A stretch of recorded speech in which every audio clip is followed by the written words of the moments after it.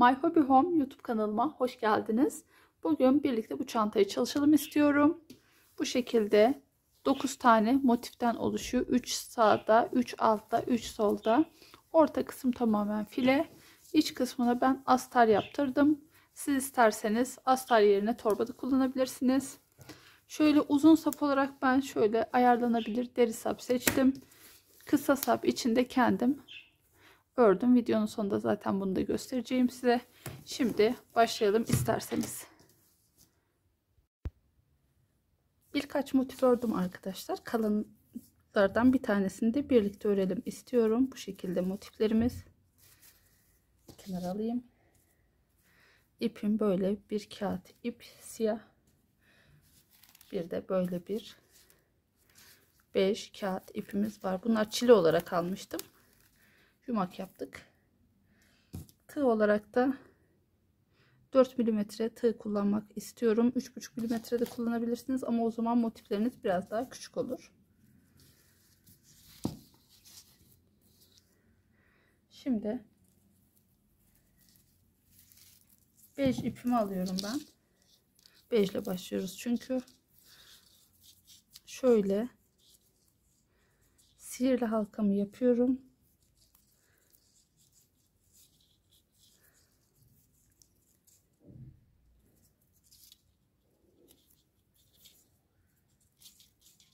Zincir çekiyorum. Bir tane trabzan yapıyorum yanına. Evet. Şu ipi biraz çekeyim isterseniz. Şimdiden biraz sıkıştırmış olalım. Bir zincir çekiyorum. Yanına bir trabzan yapıyorum. Aynı halkanın içerisine.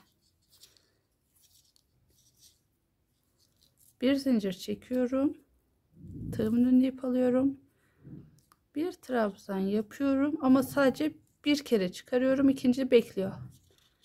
Tığımın önüne bir ip daha alıyorum. Halkanın içerisine tekrardan bir trabzan yapmak üzere giriyorum. Bir defa çekiyorum. Kalan 3 ilmeği de tek seferde çıkarıyorum. Bir zincir çekiyorum. Tığımın önüne bir ip alıyorum. Halkaya bir trabzan yapıyorum. Şimdi burada bir trabzan yapıyoruz. Bir iki tane ikili trabzan yapıp tek seferde çıkarıyoruz. Bir zincir çektik. Tığımın önüne ip alıyorum. Halkanın içerisine batıyorum. Bir kere çıkarıyorum, çekiyorum tığla, ikincisi kalıyor. Tığımın önüne bir ip aldım. Halkaya bir kez daha girdim. Trabzan yaptım. Şurayı biraz daha uzun bırakayım. Heh. Kalan 3 ilmeği de tek seferde çıkarıyorum. Kağıt biraz dolanıyor arkadaşlar. Bir zincir çekiyorum. Şimdi sırada trabzanımız var.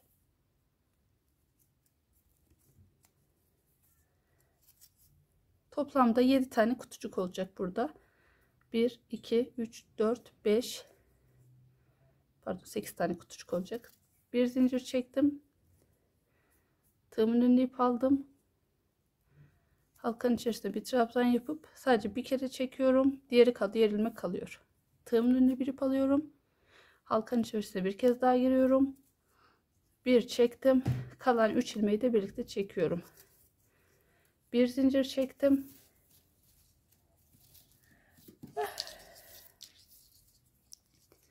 Tığımın önüne bir ip aldım. Bir trabzan yapıyorum. Kaç ilmek oldu? Delik oldu. 1 2 3 4 5 6 7. Son deliğimiz de bu olacak zaten. 8. Bir zincir çekiyorum. Şimdi bakın. 1 2 3 4 5 6 7. Bir de burayı birleştirdiğimizde bu olacak. Şimdi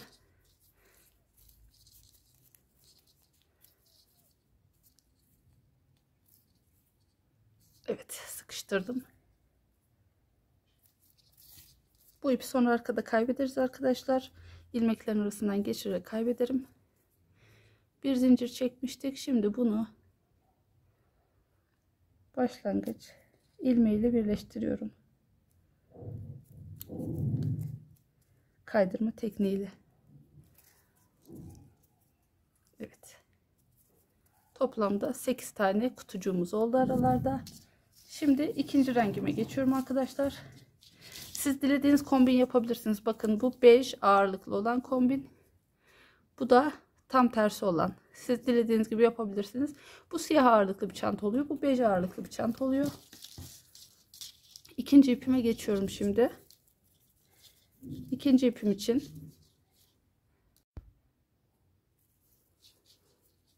bu ipim burada dursun arkadaşlar, kırmayalım. Çünkü son sırada tekrar kullanacağız. Tekrar ip kırıp onu kaybetmekle uğraşmayalım. Şimdi siyah ipimi aldım ben.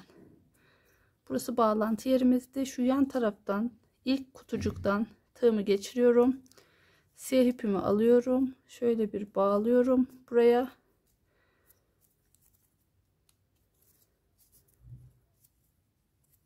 Bir, iki zincir çekiyorum.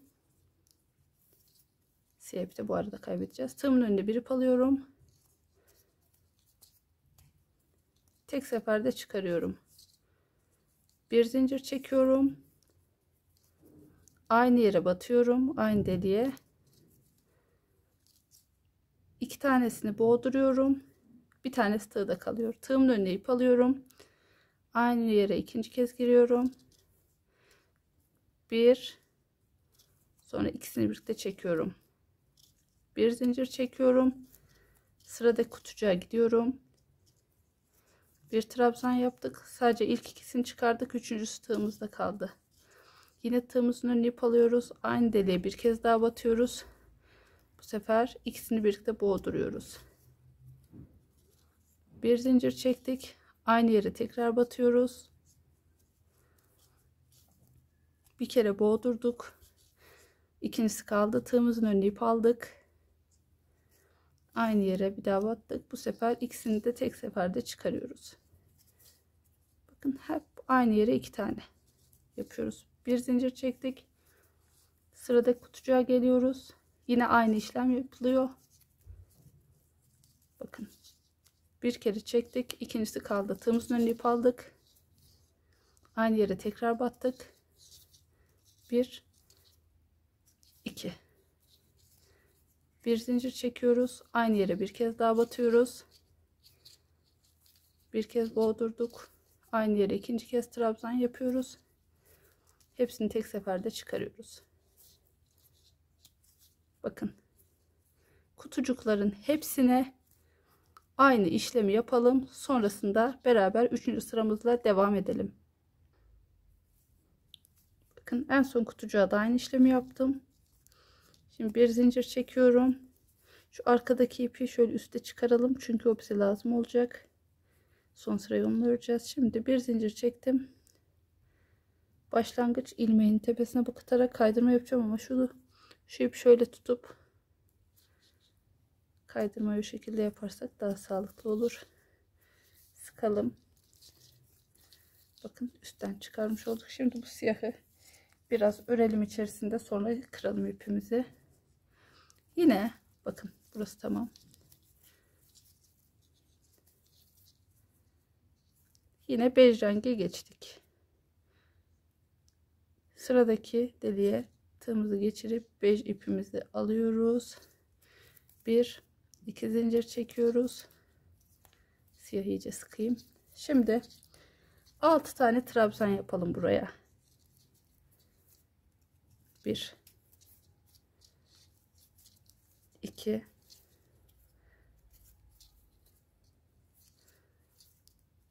3 4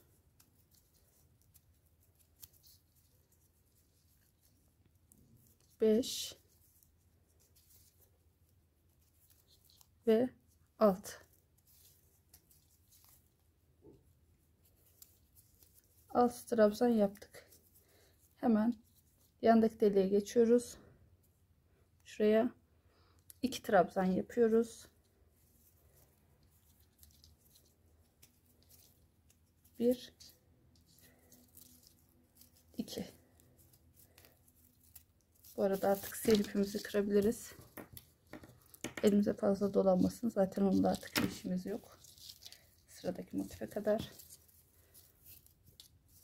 2 trabzan yaptık. Sıradaki deliğe geçiyoruz. Arada zincir çekmiyorum ben.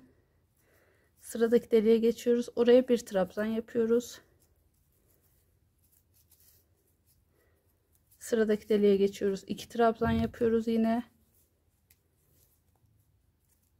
1 2. Bu alt trabzan yaptığımız yer köşeye olacak zaten. Bir zincir çekiyoruz. Sıradaki deliğe 6 trabzan yapıyoruz. 1 2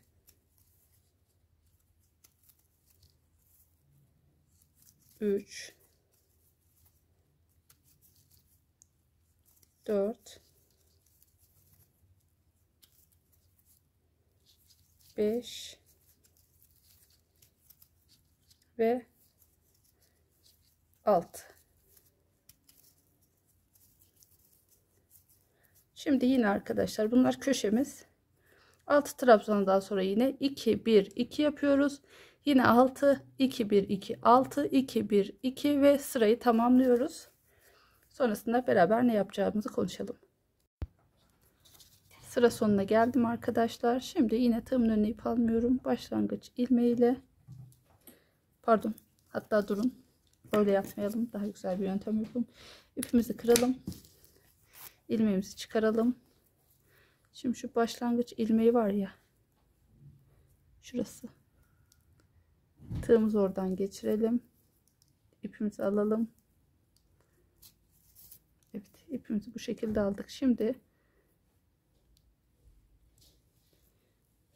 şu ilmeğin içine sokalım tığımızı.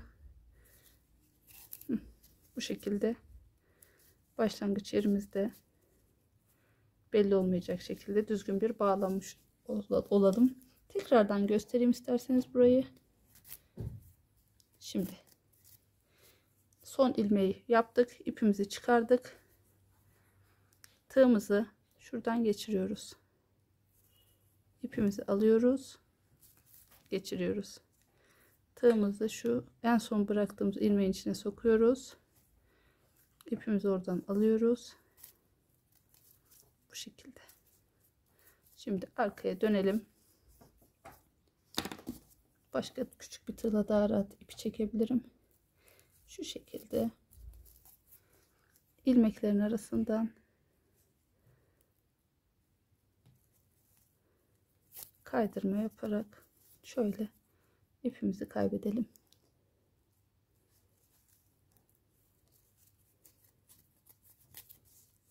Bakın başlangıç yerimize bu şekilde, en azından şurada daha düzgün oldu.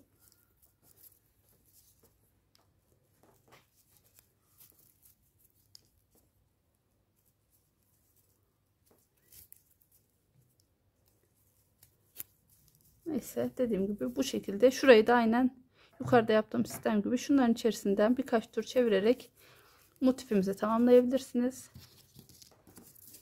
Toplamda 1 2 3 motif çantanın bir yanına, 1 2 3 alt tarafa, yani şu şekilde alt olacak, şöyle düşünün. Toplamda 9 tane motifle çantamızı tamamlayacağız arkadaşlar. 9 motife tamamlayalım. Sonra motiflerimizi tek tek ütüleyelim. Sonrasında beraberce devamını yaparız. Toplam 9 tane motifimiz hazır arkadaşlar. Şimdi yapacağımız iş, bir iğneye ipimizin renginde, pardon, çantamızın renginde ip takıyoruz.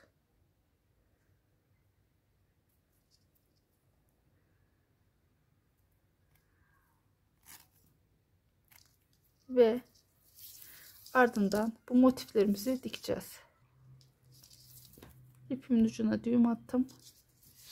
Şimdi 2 tane motif alıyorum arkadaşlar. Şöyle ters taraftan tutacağım. Ama şöyle şey yapalım, bakın. 1 2 3 motif, şu 6 trabzan yapmıştık ki onların 3'üyle beraber ekleyeceğiz. Dolayısıyla şuradaki dış kanattan, karşı tarafta da son 3'ün dış kanadından geçiriyorum.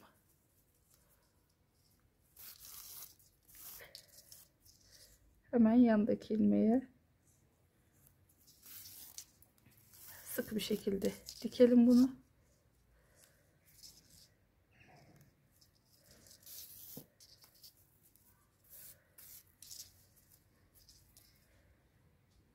Dikiyoruz böyle. Yanındaki ilmekten alarak. Bakın dış kanatlardan.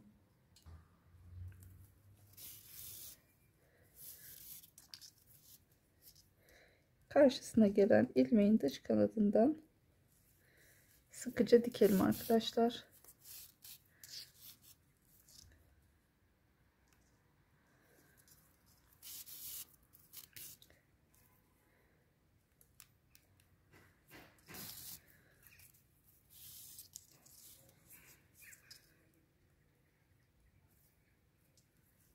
Her bir ilmeğin karşısına denk gelen ilmeği alalım. Bu taraftan da yine 3 tane 6 trabzanın 3'ü de birleştirdik mi tamamdır.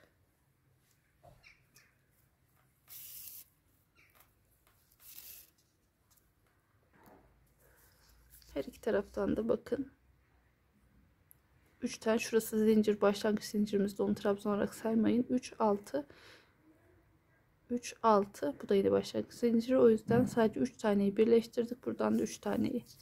Şimdi bunu sıkılaştırma adına şu ilmeklerin içinden iğnemi geçiriyorum arkadaşlar.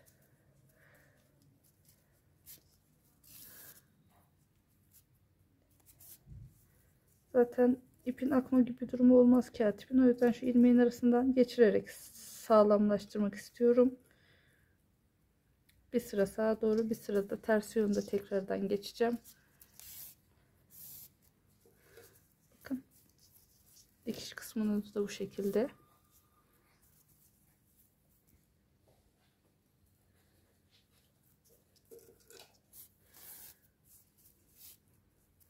Dönüşte şimdi aynı yerden geçirirsek ne olur? İpimiz çıkar. O yüzden birinciyi atlıyoruz, ikinciden başlayarak bir turda ters yönden geçirdik mi tamamdır. Tüm motifleri aynı şekilde uç uca ekleyelim. 9 motifimiz uç uca eklenecek arkadaşlar, tren gibi.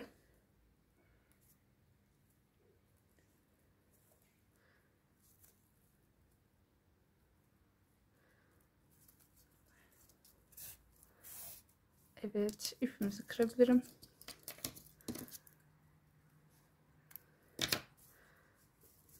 Bu şekilde.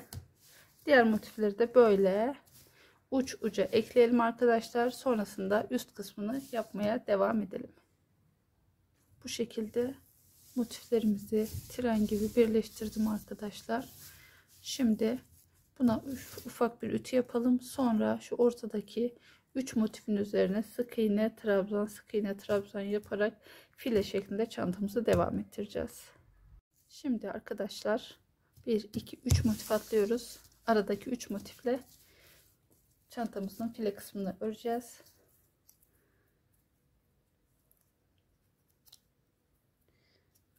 Bir ilmek yapalım tığımızla. 3 motif atladık. 4. motiften başlıyoruz. Şimdi şu dikişteki son motif ile başlıyoruz ve sık iğne yaparak ilerliyoruz. Tek kanada sık iğne yapıyorum arkadaşlar.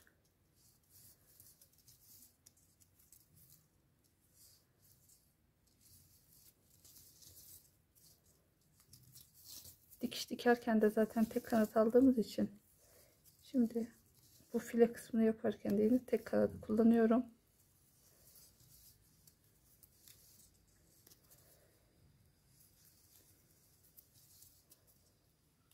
Bu şekilde 3 motifin üzerinde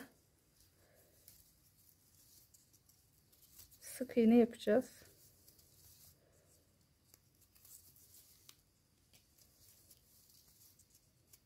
Bakın şurası köşe. 1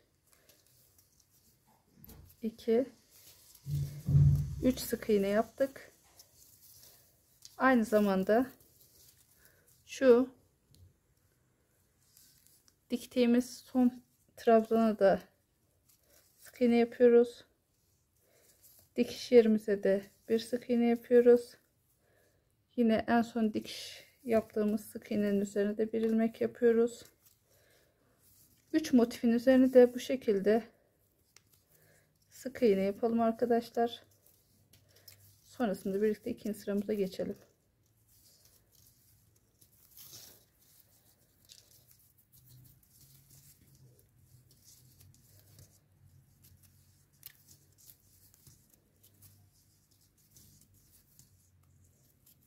Bakın motifin birleştirme yerleri birleştirilmemiş yerleri örüp hemen karşıya geçmiyoruz. Ne yapıyoruz? Şu son birleştirme motiflerin üzerine de birer sık iğne yapıyoruz. Dikiş diktiğimiz yeri de birer ilmek yapıyoruz. Bu son şu son bağlama yerimiz, birleştirme yerimiz, şurası dikiş yerimiz. Biraz sık olmuş. 2 ilmek olarak alayım onu ben.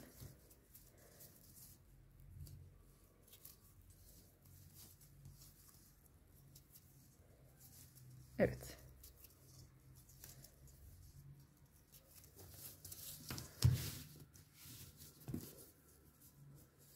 Son motifimize de sık iğne yapalım şuraya kadar. Sonrasında geri döneceğiz. Şimdi sıra sonunda en son bakın son dikiş ilmeğine geldik.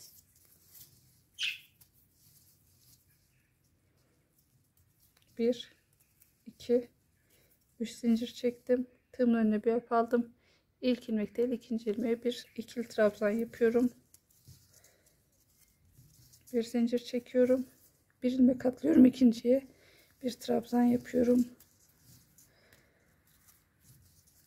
Tığımın önüne ip alıyorum. Hemen yanına affedersiniz. Bir trabzan daha yapıyorum. Bir zincir çekiyorum. Bir ilmek atlıyorum, ikinci ilmeğe bir ikili trabzan yapıyorum. Tığımın önüne ip alıyorum. Hemen yanına bir ikili trabzan daha yapıyorum. Bu şekilde bir kutucuk iki trabzan, bir kutucuk iki trabzan en başa kadar ilerleyelim.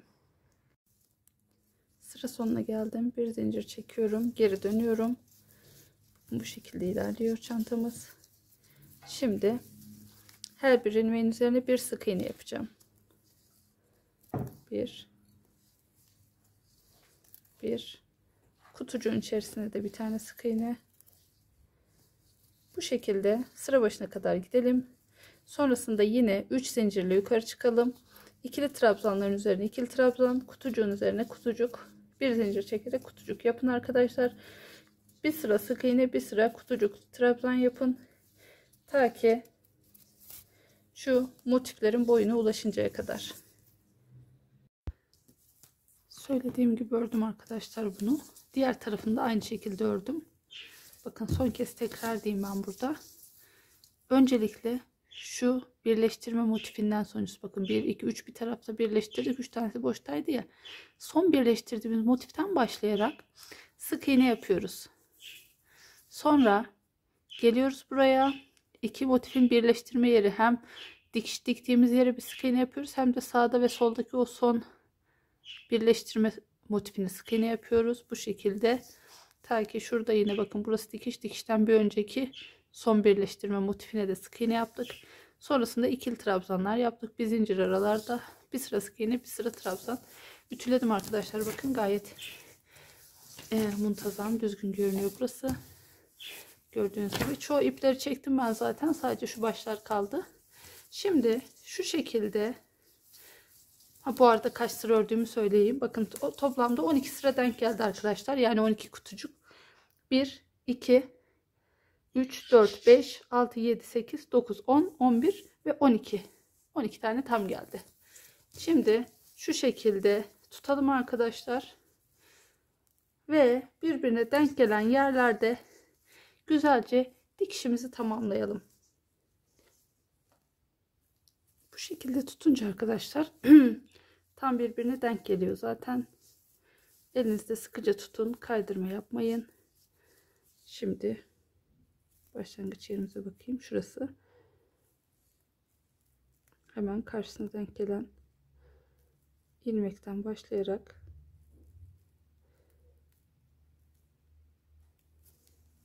kamera karşısında olmayınca daha rahat dikiliyor da şöyle ipi de şuradan aradan geçireceğim arkadaşlar ben. Düğüm atınca daha kısa kalıyor. Sanki iyi olmuyor gibi geldi bana. Şöyle bakın. Birbirine denk gelen karşılıklı kanatlardan sıkı bir şekilde dikiyoruz. Hatta ben size acemilik olmasın diye bir tarafını diktim. O şekilde ikinci kısmını tam böyle göstereyim diye. Bakın burayı bu şekilde diktim ben. Şimdi burada karşılıklı denk gelecek şekilde, ki zaten tam denk geliyor. Şöyle sıkı tutalım. Karşılıklı bir ilmeğe bir ilmek denk geliyor. Bu şekilde dikelim arkadaşlar. Sıkı tutalım.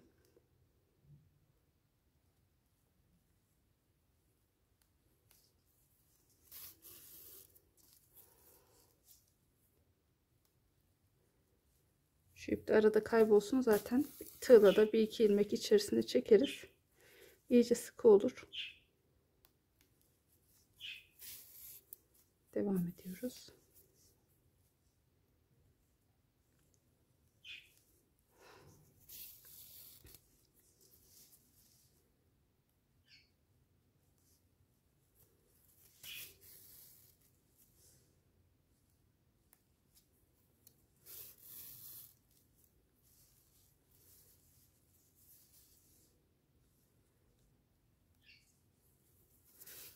Bazı yerlerde bir iki noktada böyle şey olabilir. Aynı yere iki kere dikmek gerekebilir. Yani şöyle aynı ilmeğin içine iki kere iğneyi geçirmek gerekebilir. Az önce yaptığım gibi. Şimdi bakın şu dikiş yerlerinden de tam son bağlantı ilmeğinden, dikiş yerinden, hepsinden karşılıklı denk gelen yere dikiyoruz. Bu da son ilmeğimiz. Bunu mesela aynı yerden geçirebiliriz.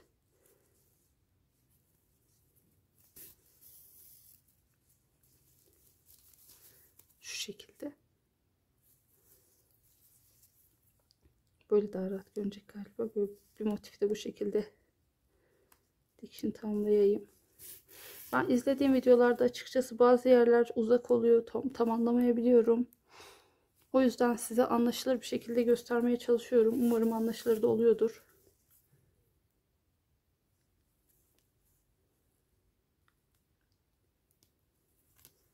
Evet. Bakın böyle tuttuğumuzda zaten tam denk gelecek. Her bir ilmeğe bir ilmek gibi. Artık videoyu burada keseyim isterseniz arkadaşlar. Dikiş kısmı zaten hep aynı. Gördüğünüz gibi karşılıklı denk gelen ilmekleri alıyoruz, dikiyoruz. Diğer taraflara da aynı işlemleri uygulayın. Sonrasında çantamıza bir tane deri sap dikeceğim ben. Ayarlamalı sap. Tutma sapını da siyah iplikten örmeyi düşünüyorum.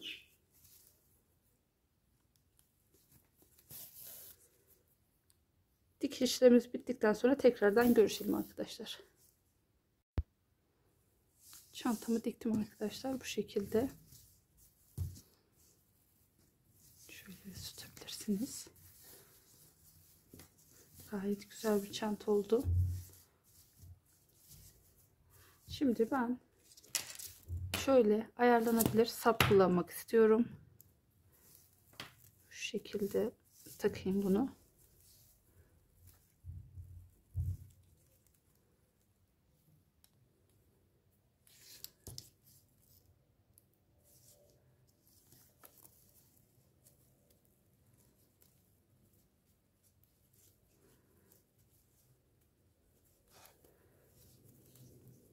Evet, bu şekilde sapımızı da taktık. Şimdi arkadaşlar şu aralardan geçirip tutma sapı olarak kullanacağımız örgü sap göstereceğim size. Sapımızı siyah renk yapmak istiyorum arkadaşlar. Şimdi başlıyorum. 1 2 zincir çekiyorum. İlk zincirin içine bir sık iğne yapıyorum. Geri dönüyorum. Şurada kalan ilmeği alıyorum. Örüyorum. Geri dönüyorum. Yine burada kalan ilmeği alıyorum. Örüyorum. Bundan sonra şöyle iki tane alıyoruz ilmekleri. Biraz daha geniş örün, en iyisi gevşek örün siz. Sıkı tutunca almak zor oluyor. Şöyle. Bakın döndüğümüzde şöyle iki tane oluyor ya. Onları alıyoruz.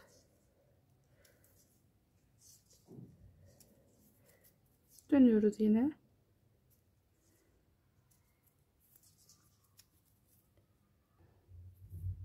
Dönüyoruz. Şöyle kalan iki taneyi birden alıp örüyoruz.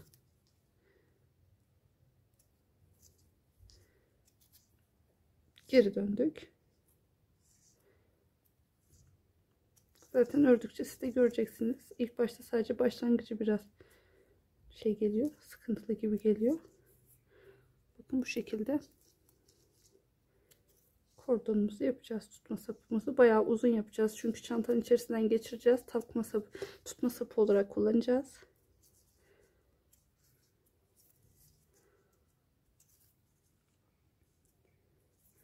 Bu şekilde örelim arkadaşlar. Epey uzun bir parça öreceğiz. Ben ördükten sonra size kaç metre ördüğümü söyleyeceğim. Daha doğrusu kaç santimetre ördüğümü söyleyeceğim. Şimdilik siz bu şekilde devam edin arkadaşlar.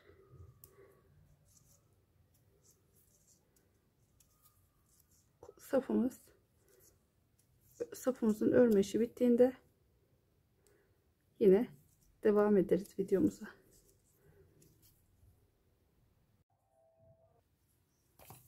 Epey uzun bir parça ördüm arkadaşlar, gördüğünüz gibi. Şimdi şu ipimi tığımı çıkarayım. Ben şimdi metreyle bir ölçeyim.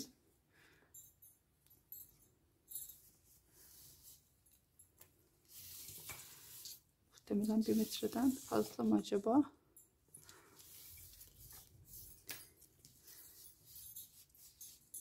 Evet. 140 santimetre oldu arkadaşlar. 140 santimetre ördüm. Şimdi takarken şu şekilde şuradan başlıyorum takmaya.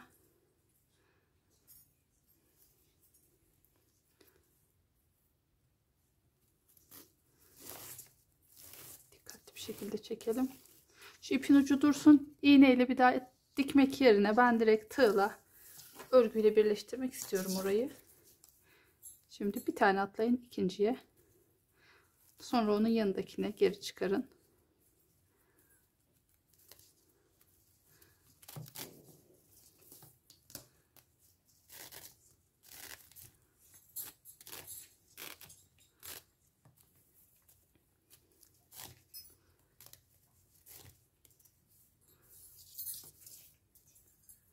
Buradan da bir tane buradan çıkacak. 1 2 3 4 5 6 tane atladık. 7.'ye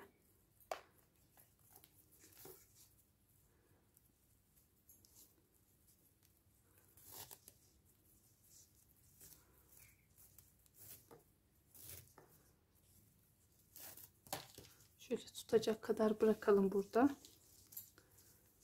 Kalanını çekelim.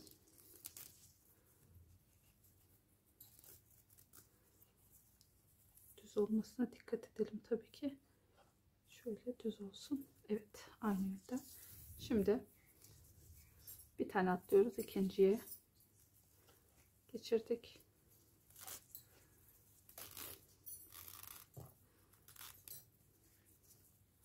aşama aşama gösteriyorum arkadaşlar. Biraz uzun sürüyor olabilir sizin için. Şimdi buradan şuradan geçiriyorum.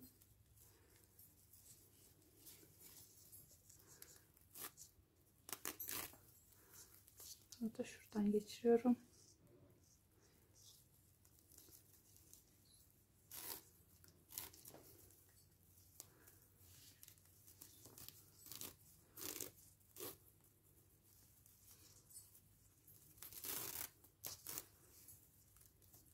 Geçirdikçe de düzeltelim ki sürekli uğraştırmasın bizi. Evet. Bu taraftan da yine aynı şekilde geçirelim arkadaşlar. Sonra burada birleştirelim. Tamamını geçirdim arkadaşlar. Şimdi şuradan tığımla birleştirmek istiyorum ben. Şu karşıdan herhangi bir noktaya tığımı geçiriyorum.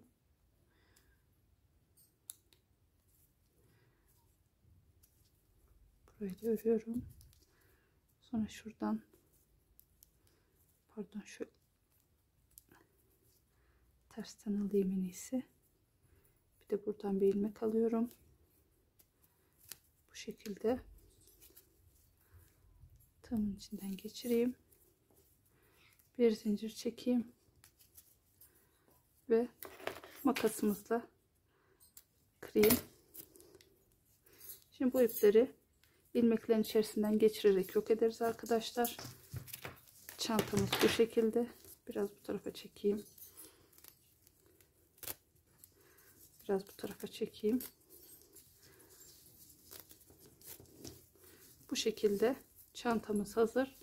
İçine isterseniz astar dikebilirsiniz. İsterseniz de torba dikip kullanabilirsiniz. Böyle güzel bir çantamız oldu. Örecek olan herkese kolaylıklar diliyorum. Ördüklerinizi Instagram'da benimle paylaşırsanız, etiketleyerek paylaşırsanız sevinirim. Şimdiden kolay gelsin.